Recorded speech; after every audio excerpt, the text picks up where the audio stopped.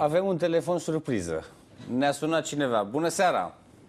Bună seara și, dacă îmi permiteți, o să zic să trăiți, domnule general Bădălan, Mihaela Rădulescu la telefon. Mihaela, dar ce surpriză, că ce ai tu cu Brăila sau ce ai tu cu... Asta am vrut să subliniez. Numai că n-am absolut nimic cu Brăila și decât că e un oraș în care mi-a plăcut vreodată să mă plimb sau e orașul pe care îl iubesc din cauza lui Nicu Alifantis, dar în rest n-am nicio legătură. Dar uitându-mă la voi și ascultând discuția asta, am ținut neapărat, știi, și sper să nu pară exagerat gestul meu, sper să mă creadă toată lumea că domnul general Bădălan nu m-a rugat nimic niciodată și nici tu, Radu Moraru, nu m-ai rugat vreodată ceva. Și nici că știam, că chiar m-a luat prin surprindere producătorul meu, mi-a spus, zice, ai un telefon surpriză să vezi dacă recunoști vocea. Bine... Am să spun pe scurt doar atâta.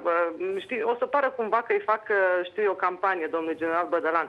Dar dacă asta înseamnă să admir un om pentru ceea ce a făcut sau ceea ce este, da, atunci îi fac campanie, deși n-au intrat oficial încă în campanie. Deocamdată e primul general pe care știu la orașe de județ, reședință de județ, care atacă primăria. Mă gândeam, zic, mamă, ce bătălie va fi. Eu sper să o atace, să o cucerească și să aibă de partea sa toți cetățenii responsabili, să spun. Pentru că sunt printre puținii, să spunem, și aici voi știți că nu mă bag în astfel de lucruri fără să am argumente.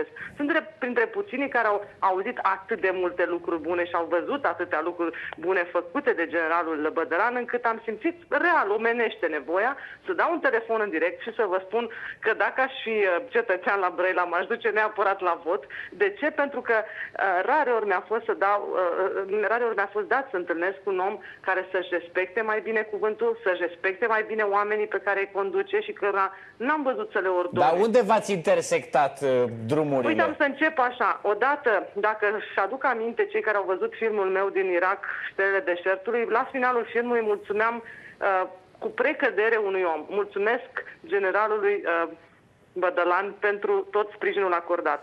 Prima noastră intersecție a fost, dacă vrei, în această situație, când am mers în Irak să fac un film documentar. Ne-am întâlnit în câteva rânduri pe această temă.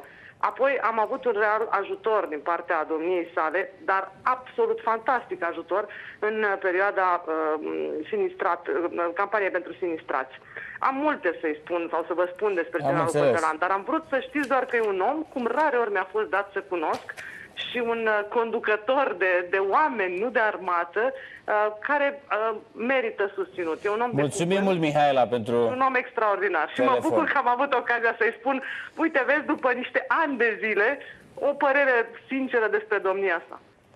Mulțumim mult, o seară bună. Dați-mi voie să-i mulțumesc și eu, Mihaela Rădulescu, sărut mâinile, mulțumesc mult. Una dintre cele mai plăcute amintiri ale mele este legată de emisiunea Duminica în familie, pe care Mihaela a condus-o ca un veritabil general. Emisiunea, cred că o parte din telespectatorii care au văzut acea emisiune și amintesc, emisiunea dedicată armatei. Mulțumesc mult, Mihaela, sărut mâinile, oricând voi fi alături de tine, oriunde voi fi. Am înțeles, dar nu mai mergeți în Irak, nu? Nu mai mergeți, gata, s-a terminat cu Irakul. S-a terminat cu Irakul. Da.